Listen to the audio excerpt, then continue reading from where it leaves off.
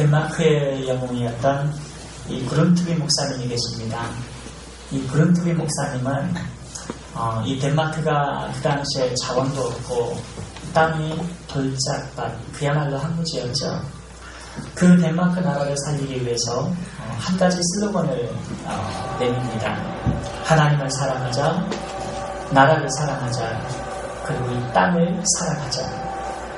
그 슬로건을 내세워서 덴마크의 국민들을 그 정신을 개혁을 했습니다. 그 결과 오늘날 이 덴마크는 지상 최고의 낙원이라고 불릴 만큼 매우 잘 사는 국가로 변모했습니다.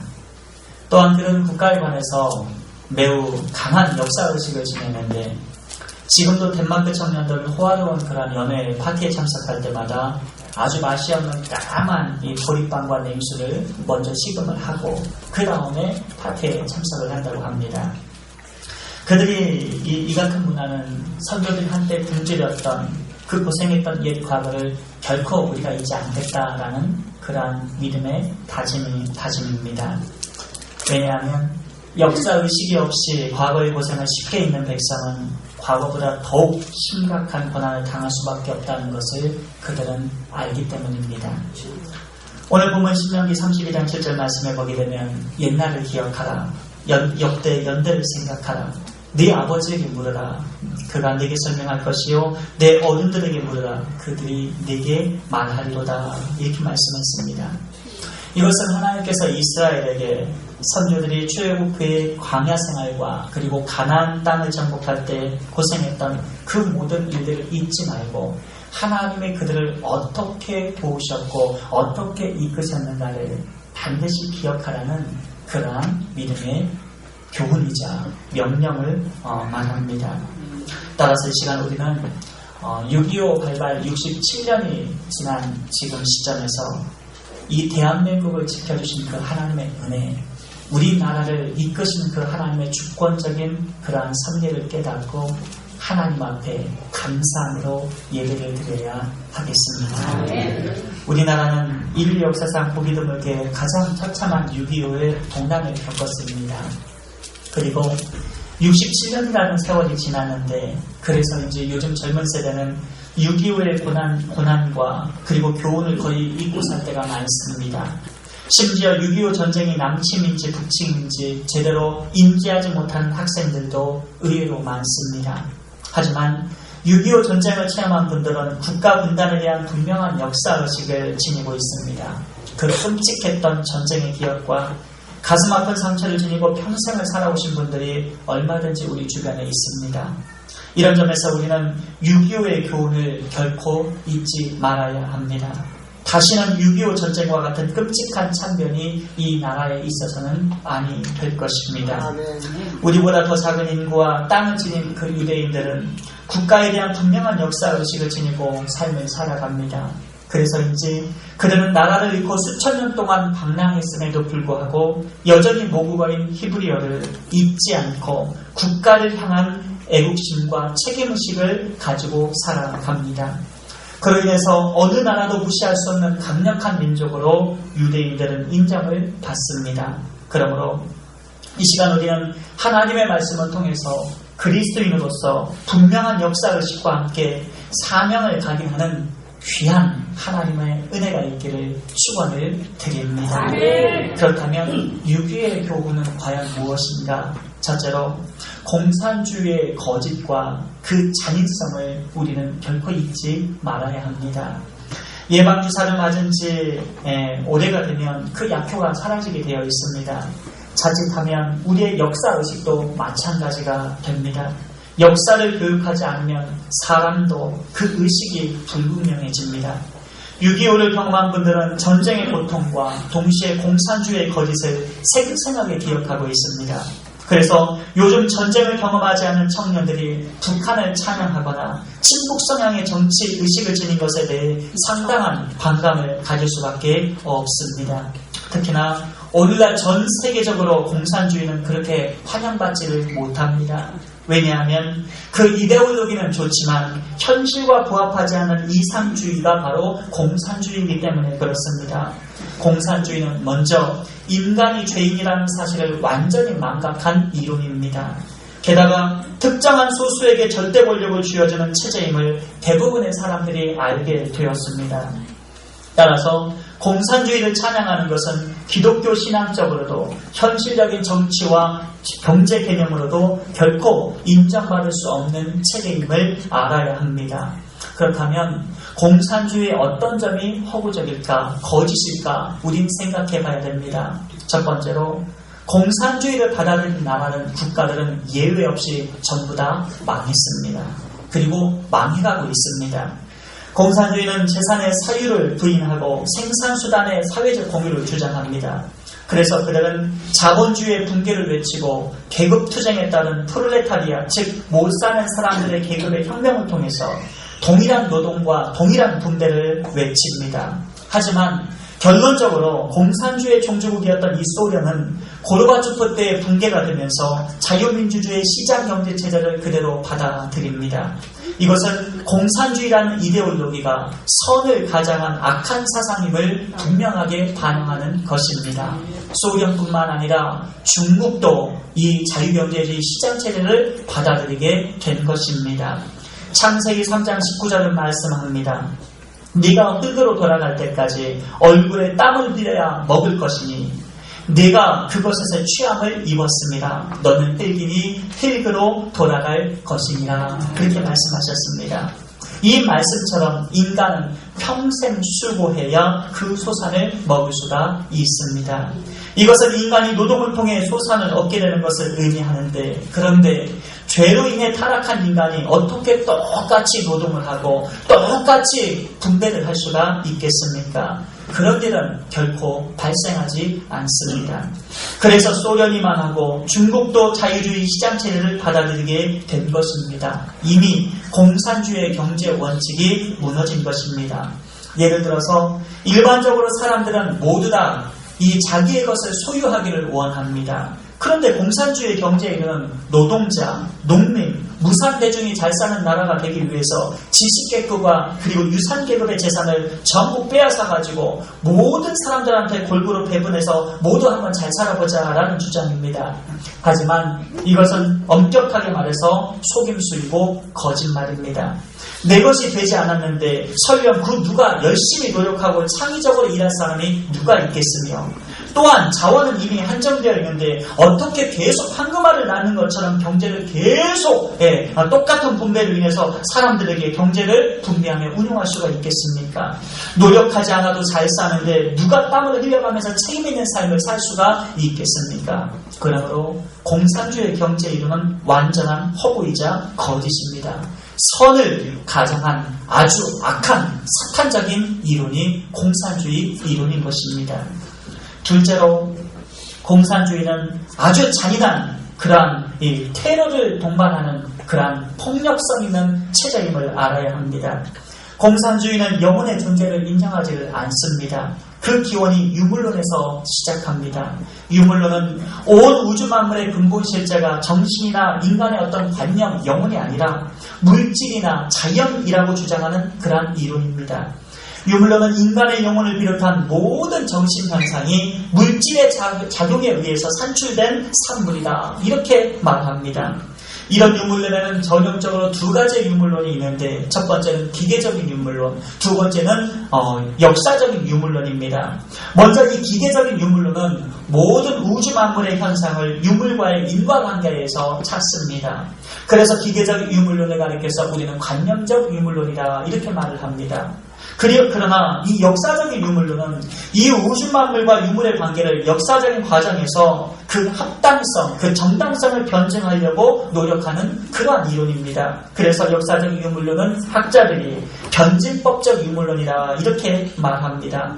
중요한 사실은 이 기계적 유물론이나 역사적 유물론이나 할 것 없이 그 어디에도 인간의 영혼이나 믿음, 인간을 창조하신 하나님에 관해서는 전혀 관심이 없다는 사실입니다. 오직 물질과 자연, 유물만이 존재할 뿐이고 그 유물의 결과물만이 이 우주 만물에 창궐하다 이렇게 주장을 합니다. 그런데 이 유물론은 그 기원적 속성이 바로 데이즘, 이신론에서 출발합니다. 이신론이 무엇이냐 하면 18세기 계몽주의 시대에 등장한 철학적 신학 이론입니다. 이 이신론의 하나님은 먼저 God created all over the world, 모든 이 세상 우주 만물을 창조를 하셨습니다. 그 다음에 이 God left it again, 하나님이 다시 떠나버린 겁니다. 이 우주 만물이 코스모스를. 그래, he has nothing to do with it anymore. 더 이상 아무런 관계가 없이 우주 만물과 인간과 관계없이 저 다른 세상으로 건너갔습니다. 이것이 바로 데이즘입니다. 이렇게 하나님이 떠난 우주 만물은 어떻게 하느냐? 유물만 남겠죠. 그리고 그 유물은 기계적인 유물론과 그리고 그 유물 스스로 진화를 해서 지금 현재까지도 굴러왔고 앞으로도 진화해서 스스로 우주의 유물이 굴러가면서 역사가 흘러가게 될 것이다. 이렇게 말을 하는 것입니다. 그러니까 이 이신론과 유물론은 하나님이 없습니다. 하나님이 개입할 그러한 여지도 없고 하나님이 역사에서도 관여하실 수가 없습니다. 그래서 이 신론은 기독교가 지니고 있는 계시나 기적이나 하나님의 주권적 사상이 전혀 나타나지를 않습니다. 이 신론의 신은 인간이 단순히 만들어 놓은 작품에 불과한 신인 것입니다. 따라서 하나님의 거룩함과 속성은 이 하나님의 사랑은 이 신론에서 공산주의에서 찾아볼 수가 없습니다. 이와 같이 이 신론의 토대 위에 유물론을 기원으로 한 공산주의는 하나님의 속성적 사랑이 전혀 보이지를 않습니다. 공산주의는 하나님을 인정하지 않습니다. 오직 유물만이 중요하고 인간만이 중요합니다. 마치 하나님의 자리를 찬탈하려 했던 사당마귀와 같이 공산주의도 동일하게 하나님의 주권을 훼손하고 파손하고 주도적으로 하나님을 욕되게 만듭니다. 그 결과 어떻게 되었는가? 공산주의는 인간의 영혼의 가치를 인정하지 않기 때문에 가차없이 사람의 생명을 해합니다. 우습게 여깁니다. 평생 동안 함께 정을 나누어 살았던 인간 공동체가 하루아침에 그가 더 많이 배웠다는 그러한 지식 계층이기 때문에 유산 계급이기 때문에 더 많은 소유를 가졌다는 이유로 적으로 간주되어서 생명을 짐승처럼 죽여버렸습니다. 이것이 우리가 경험했던 6.25 전쟁이고 소련의 스탈린이 4,500만 명을 살해했던 역사적 실제이자 중국의 모택동이 6,500만 명을 살인했던 변명할 수 없는 역사적인 사실입니다. 오늘날 세계의 많은 나라가 북한에서 테러하는 법을 배워간다고 합니다. 그들은 애꿎은 사람들을 잔인하게 죽이는 것을 서슴지 않습니다. 그래서인지 공산주의는 유물론에 입각해서 하나님을 대적합니다. 하나님을 인정하지 않으며 어떠한 이유로도 교회를 말살하고자 하는 정책을 전 세계 공산주의는 펴고 있습니다. 복음을 처음 접했던 북한의 그 많던 교회들이 다 파괴되었습니다. 수많은 그리스도인들이 지하 감옥에 투옥되었고 아오지 탄광에 보내려서 고생하다가 죽음을 맞이한 크리스찬들이 너무나도 많습니다. 따라서 만약 우리나라가 공산주의가 된다면 그리스도인에게는 죽음보다 더한 고통이 뒤따르게 된다는 사실을 명심해야 할 것입니다. 그러므로 우리는 이 시간 이 나라와 민족을 위해서 기도해야 됩니다. 아멘. 하나님의 통치가 대한민국과 함께 해달라고 이 나라 민족이 오직 복음을 전 세계 땅끝으로 전파할 수 있는 그러한 복음의 현장의 나라가 되게 해달라고 기도해야 하며 위정자를 위해서 기도해야 할 것입니다. 아멘. 우리는 공산주의가 하나님이 없는 어둠의 영역이자 생명을 가치없게 여기는 잔혹한 암흑체제라는 사실을 깨달아야 합니다. 그리고 오늘 신명기 말씀처럼 역사 가운데서 우리나라를 도우신 하나님의 놀라운 통치, 하나님의 도우심이 어떻게 우리나라를 지켜주셨는가를 가르쳐야 할 것입니다. 자녀들에게 바른 역사의식과 바른 기독교 세계관을 물려줌으로 인해서 이 우리나라의 자녀들이 다음 세대가 하나님을 영화롭게 하고 복음을 증거하는 거룩한 세대로 일어나야 될 줄을 믿습니다.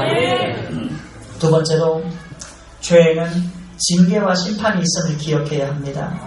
신앙적 관점에서 봤을 때에 6.25의 처참한 비극은 한국교회 죄 때문이라는 사실을 우리는 알아야 합니다. 당시 한국교회는 하나님이 가장 미워하시는 우상 숭배의 죄를 범했습니다. 한국교회 지도자들이 신사참배와 궁성요배에 동참하면서 그것은 단순히 국민의례지 우상 숭배가 아니다. 천황에게 절하는 것, 그거는 단순한 국민 의례에 불과할 뿐이다. 이렇게 합리화하면서 변명을 했습니다. 그 결과 수많은 교회 지도자들이 때를 지어서 신사참배를 했는데 아주 수치스러운 일은 그 당시 교회 안에 있는 모든 이런 선물과 같은 종이며 모든 제피들을 다 모아가지고 전쟁을 치르는데 필요한 무기로 제공되었다는 아주 수치스러운 그런 우리는 역사를 기억하고 있습니다. 먼저 어떻게 해서 한국교회에 신사참배가 허용됐는지 그 과정을 말씀드리겠습니다. 1938년 9월 9일 제27회 장로회 총회가 평양에 있는 서문각교회에서 열렸습니다. 총회 총태는 188명이었고 목사와 장로들이 지방에서 올라올 때에 일본 형사들이 따라다녔으며 평안역에서 그들이 하차할 때 신사참배문을 가져가기로 모두 서명을 받고 총회에 모이게 됩니다. 그리고 총회 개회 시간이 되었습니다. 그러나 총대석에는 지방경찰들이 총대를 사이사이 끼고 앉아서 감시하면서 일반인 방청은 일절 금지를 시킵니다. 이때 평안남도 경찰국은 평양, 평서, 안주 세 노회장을 불러 이렇게 지시합니다. 평양 노회장은 신사참배를 제안할 것이고 평서 노회장은 거기에 동의할 것이고 안주 노회장은 제청을 하시오. 그 후 총회가 개회가 되고 임원선거가 끝나자 평양, 평서, 안주 세 노회 대표였던 이 박웅일 목사로부터 신사참배 결의 제안을 받아 가결이 됩니다. 그리고 다음과 같은 선문서가 발표됩니다. 아등은 신사는 종교가 아니요 기독교 교리에 위배되지 않는 도리를 이해하고 신사참배가 애국적 국가의 힘을 자각하며 또 이에 신사참배를 솔선수행하고 특히 국가정신 총동원에 참가하여 비상시국하에서 국민으로서의 정성을 다하기로 기함. 탕탕탕. 이때 총회장 홍택기 목사는 가불을 물을 때에 가를 묻지 않고 가는 묻고 불을 묻지는 않습니다. 그리고 가결을 선포해버립니다. 홍택기 목사의 이러한 행동은 평남 경찰국장의 지시를 그대로 따른 행위였습니다. 그러자 그때 선교사님 중에 한 분 불레어 목사님이 회장 불법이요 라고 의를 제기합니다. 그러나 총회장은 불레어 목사의 의견 제시를 묵살해버립니다. 헌트 목사도 회장 불법이요 가결되지 않았소 불을 물으시오 라고 의제기를 했지만 아무런 소용이 없었습니다. 그리고 헌트 목사는 총회 장소에서 개 끌려나가듯이 끌려나가 일본 형사들에 의해서 문 밖으로 내팽겨치게 됩니다. 이렇게 진리를 위해 죽음을 무릅쓰고 앞장서야 할 교회가 우상 숭배하고 하나님의 말씀을 따르지 못하고 거짓에 굴복하자 하나님께서는 6.25 전쟁이라는 엄청난 징계와 심판을 내리시게 된 겁니다.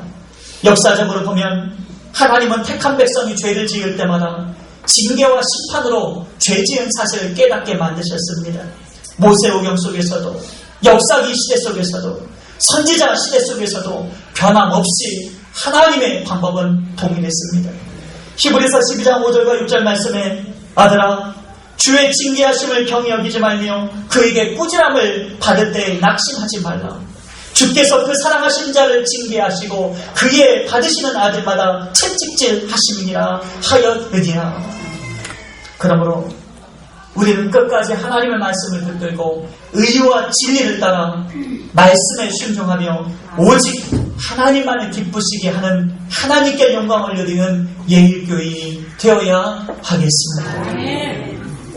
셋째로 하나님의 기적과 하나님을 향한 감사를 우리는 잊지 말아야 합니다. 먼저 하나님의 기적에 관해 말씀드리겠습니다. 북한 공산당이 이 소련과 중공의 힘을 유지해서 남한을 파죽지세로 내려와 부산까지 밀어붙였습니다. 하지만 미국을 비롯한 연합군이 급파되어 북한군을 무찌르고 6.25 전쟁이 종식되고 휴전하기에 이르릅니다. 그런데 이 배경에는 하나님의 기적과 같은 역사심이 숨어 있습니다. 유엔군을 파병하느냐 마느냐 하는 문제를 놓고 유엔 안전보장이사회에서 이 결정을 할 때에 회원국들 중에 단 한 나라라도 그것을 거부권 행사하면 파병을 할 수가 없었습니다. 그런데 그날 거부권을 행사할 소련 대표가 자동차 고장으로 그 회의에 불참하는 겁니다. 그래서 이 회의 때 만장일치가 가결되어서 한국의 유엔군이 들어오게 된 것입니다. 하나님은 역사 가운데 이렇게 종종 비상적으로 비상개입을 하실 때가 있습니다. 독일의 히틀러가 세계를 제패할 것 같았지만 그때에도 하나님께서 이 역사 가운데 개입하셨고, 일본이 세계를 정복할 것 같았지만 하나님은 그때마다 기적과 심판을 동원하여 악한 계획이 물거품으로 수포로 돌아가게 만드셨습니다. 적어도 요한계시록에 있는 그때까지는, 주님의 재림 때까지는 분명히 하나님은 이 역사를 지키시고 하나님은 구원받을 자를 다 구원받게 만드시는 놀라운 하나님의 은혜가 있음을 우리 잊지 말아야 할 것입니다.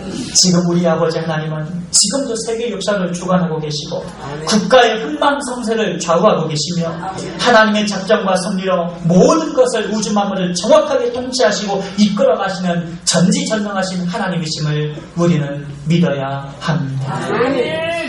또한 6.25를 기억하면서 우리는 하나님을 향한 감사를 잊지 말아야 합니다. 6.25 전쟁 동안에 우리나라에 파병되어 피 흘렸던 순직한 많은 나라의 젊은이들이 있습니다. 모든 것이 하나님의 은혜입니다. 진리를 사랑했던 사람들, 하나님의 말씀을 사랑했던 사람들, 국가의 부름과 명령에 그대로 순종하며 따랐던 복종했던 그 군인들, 하나님의 택한 백성들, 이 순전한 믿음의 사람들이 있었기 때문에 가능한 일이었습니다. 당시 전쟁 중에 전사한 외국인 군인들은 전부 다 합쳐 4만 명 가량이 됩니다. 그중 미국 군인들만 무려 3만 7천 명이고, 그리고 미국은 우리 민족의 헐벗고 굶주릴 때에 상당을 도움을 주었던 동맹국이었습니다. 미국의 구호물자와 선교사님들의 그 막대한 헌신이 아니었더라면 어떻게 우리나라가 어떤 방향으로 흘러갔을지 끔찍합니다. 게다가 미국은 상황 가능성도 없는 우리나라의 복구 사업을 위해서 상당히 많은 양을 차관해 주었습니다. 미국에서 한국산 톰에 대해서는 한동안 관세조차 붙이지도 않았습니다. 그래서 그 엄청난 많은 양의 수입을 허용해 우리나라가 지금까지 잘 살 수 있도록 도와주었습니다. 뿐만 아니라 동북아의 혼돈 속에 있는 이 정세에서 우리나라의 국방력이 도움을 주어서 그 결과 안정적인 경제 성장도 가능하게 해 주었습니다. 그런데도 오늘날 이런 은혜에 대해서는 한 번도 감사하고 생각하지 못하면서 자꾸만 반미 운동이 젊은 층에 의해서 거세지는 것은 안타까운 일이라고 생각을 합니다. 우리는 하나님의 은혜에 대해서도 잊으면 안 되겠지만 사람의 은혜에 대해서도 잊지 말아야 합니다. 신명기 37장 7절은 말합니다. 옛날을 기억하라. 역대 연대를 생각하라. 네 아버지에게 물으라. 그가 내게 설명할 것이요. 내 어른들에게 물으라. 그들이 내게 말하리로다. 이렇게 말씀했습니다. 배은망덕하면 복을 얻지 못합니다. 그러나 하나님의 은혜에 감사하며 사람들의 은혜에 감사하며 그 은혜의 힘으로 우리는 다시 일어나게 되는 것입니다. 그러므로 항상 하나님께 은혜에 감사하며 매사에 감사와 찬양이 넘치시는 주님의 사람들이 되시기를 주의 이름으로 축원을 드리겠습니다. 마지막으로 우리는 유비무환을 이 모든 것에 있어서 매사에 준비된 그러한 정신을 가져야 할 것입니다. 6.25가 발발하던 전날 밤 곤 구이총이 밤새도록 술을 마시면서 여성 배우들을 얼싸안고 춤을 추었다고 합니다. 그러면서 해주에서 아침을 먹고 평양에서 점심을 먹고 신의에서 저녁을 먹는다. 떵떵 큰 소리를 치다가 급작스러운 6.25 전쟁 앞에 엄청난 고통과 수치를 당하게 됩니다. 이 얼마나 한심한 일입니까? 사람은 매사에 유비무환의 정신으로 준비를 다하며 살아야 합니다.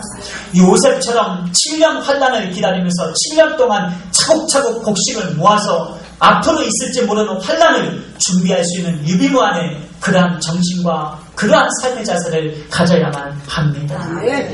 정치도 군인도 국민도 매사에 유비무환의 정신, 준비된 마음으로 하루하루를 성실하게 살아가야 하는 것입니다. 그런데 오늘날 일각에서 한국의 주적은 북한이 아니라 미국이라는 이야기가 나옵니다. 물론 북한은 우리의 동포입니다. 그러나 사람은 동포일지 모르겠지만 공산주의 체제는 우리의 동료가 될 수가 없습니다. 우리와 함께 갈 수 있는 체제가 아닙니다. 이 사탄의 의식, 사탄이 심어진 인간이 심어놓은 인본주의 뼈저리 뼛속까지 인본주의고 뼛속까지 사탄주의인 이 공산주의 우리는 받아들여서는 아니 됩니다. 하나님이 없는 체제, 하나님 생명을 우습게 하는 체제, 이러한 공산주의를 우리는 받아들여서는 아니 되는 것입니다. 시대가 바뀌었다는 말을 많이 합니다. 그러나 시대가 바뀐 것이지 수정이라는 상황이 바뀐 것은 아닙니다. 우리는 연평도 1차, 2차 해전의 일들을 기억해야 합니다.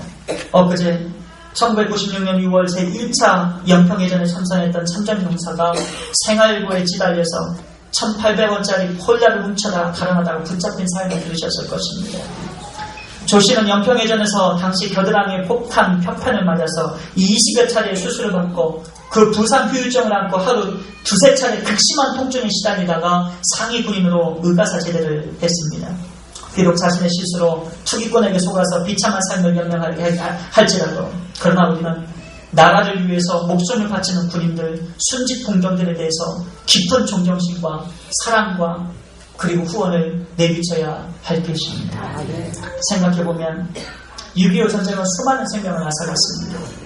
한국군 피해만 전사 13만 7,899명을 포함해서 총 62만 1,479명의 사상자를 냈습니다. 유해군의 피해는 전사 4만 670명을 포함해서 총 15만 4,881명의 사상자를 내었습니다. 게다가 민간인 피해도 적지 않습니다. 정확한 통계는 어렵지만 사망 및 학살이 37만 3,599명, 부상 22만 9,625명, 납치 및 행방불명 38만 7,744명, 전쟁 미망인 30만, 고아 10만 명, 이산가족 1천만 명 등으로 발표가 되었습니다.